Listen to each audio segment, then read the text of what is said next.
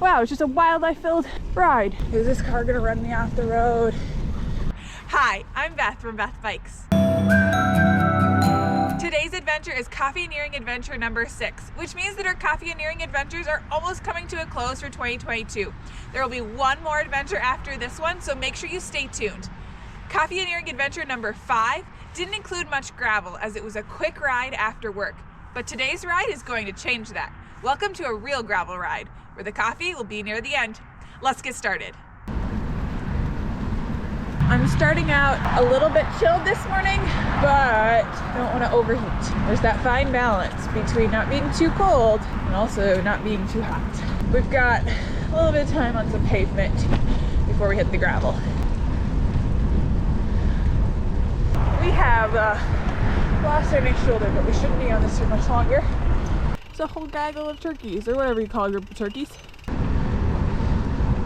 For today's ride, we drove about 20-25 minutes from our house to be out a little bit further from the city and be able to ride some good gravel today.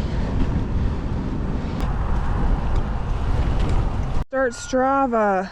Sitting here ready to start. Never started it.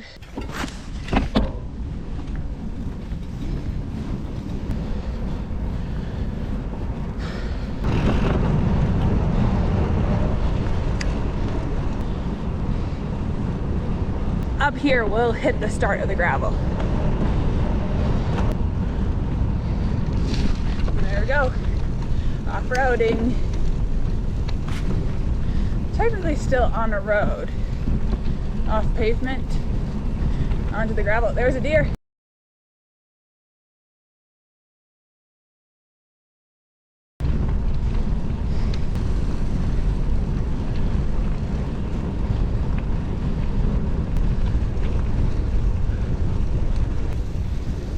You may have noticed that my dad and I are both wearing orange today. I think that was just a turkey, but it is the start of deer hunting season, and so to be visible, make sure we don't get shot at, you're wearing orange today. If you're not from the Midwest and deer hunting is not something that you actively participate in, it might seem like a strange concept, but there's a season always in November where you get to buy licenses and you can hunt deers. And in front of me, not sure that you can see that, that's a pheasant. Wow, it's just a wildlife-filled ride.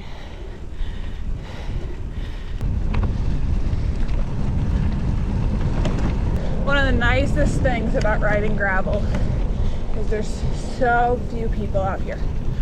You don't really have to worry about, oh, am I as far to the right as I can be? Is this car gonna run me off the road?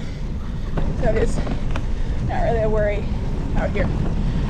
All of today's gravel so far has been hero gravel, which is always a treat.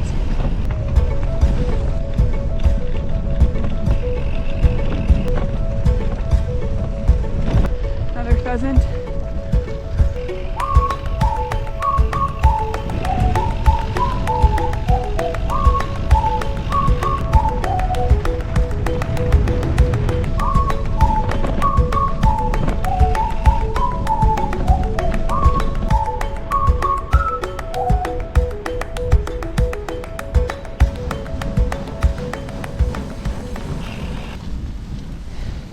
How long are we on this far?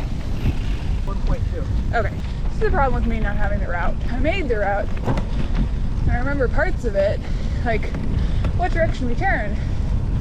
But I don't remember the roads we turn on.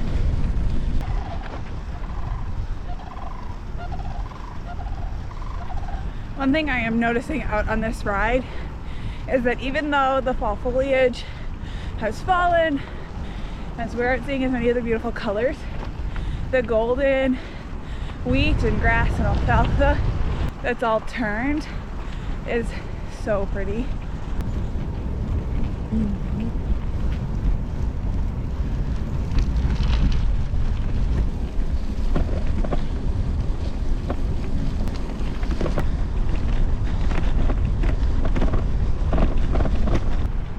I wanted to take a little bit of time here to kind of explain what I'm wearing to try and stay warm.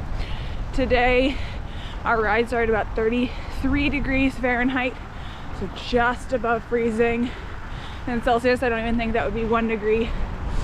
And so it's not warm out here. So on top, I have a base layer, a little bit thicker base layer, my pink thermal coat that I know you've seen me wear before, and then the orange windbreaker rain jacket.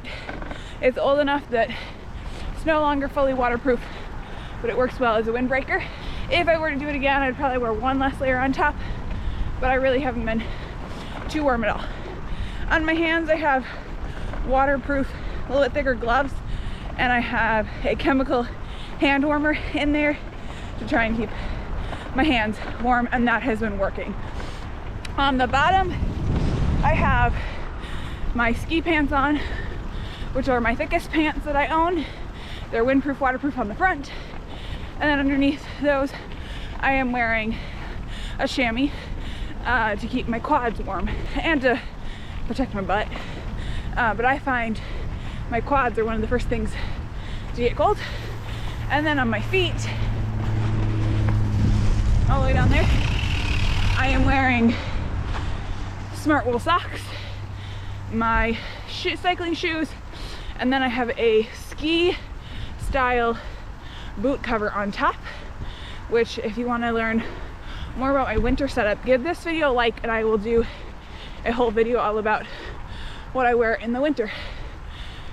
My toes are a little bit cold, so that's what I did to try and stay warm.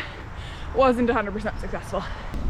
I think that having a chemical hand warmer or toe warmer in my shoes right now would help a ton, and that would probably be the only difference I would have to make right now to be 100% comfortable. Like on the bike, you're never gonna be perfectly comfortable.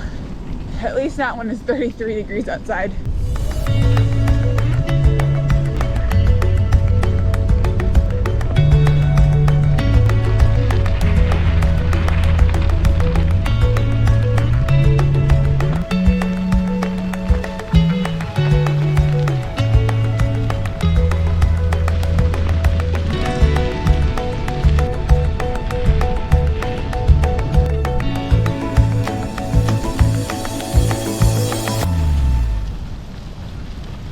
We just made the decision to cut off a little bit of the route so that we get coffee a little sooner, get back to the car a little sooner. My toes are cold. We're not moving fast this morning, so ride will still be close to 20 miles, maybe just a little bit less, which might mean that we do circles in the parking lot. I want you to comment down below. Are you somebody who, when your ride is over, it's over and you stop it and save it?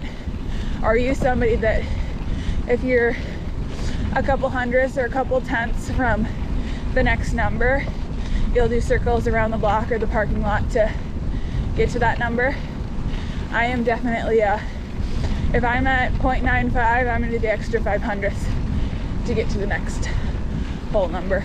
And when I created the route, I knew that we could cut that little bit off and just stay on the road that we're on.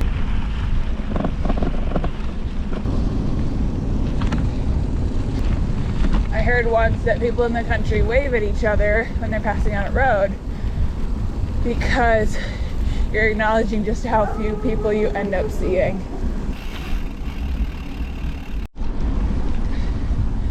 We are getting close to the end of the gravel for this ride, but so much of it has been just like this, just smooth, feels better than riding pavement.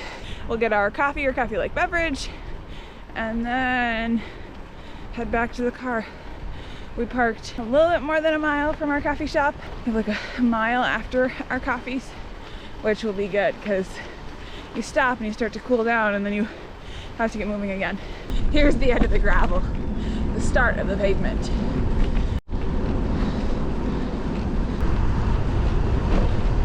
Just starting to sprinkle a little bit. So I think we're gonna be hitting this perfectly.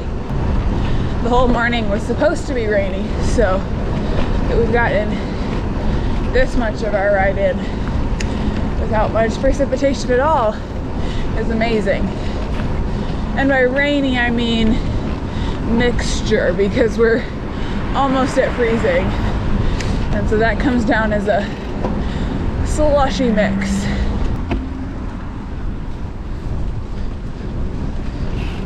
And there it is, Don Brothers Coffee.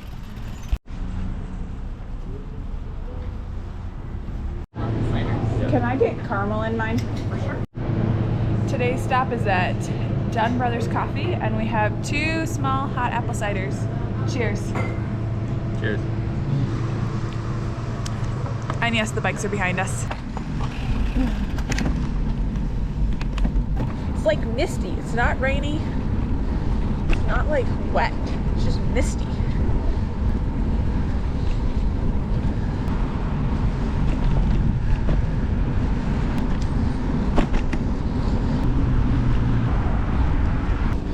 I'm currently riding up and down the street to get to 20 miles. Said I would do it.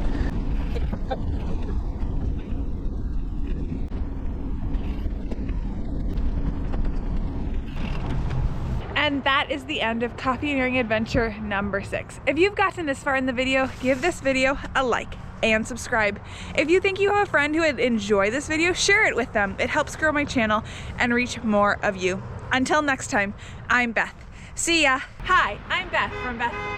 You are recording, but... That sounds about right. Oh, that house is like built entirely into the ground. Up here we'll start. Let's see where it went. Those are chickens. Yeah, there horses too. We're not quite sure if ponies are still a whole horse or a half horse. I got it.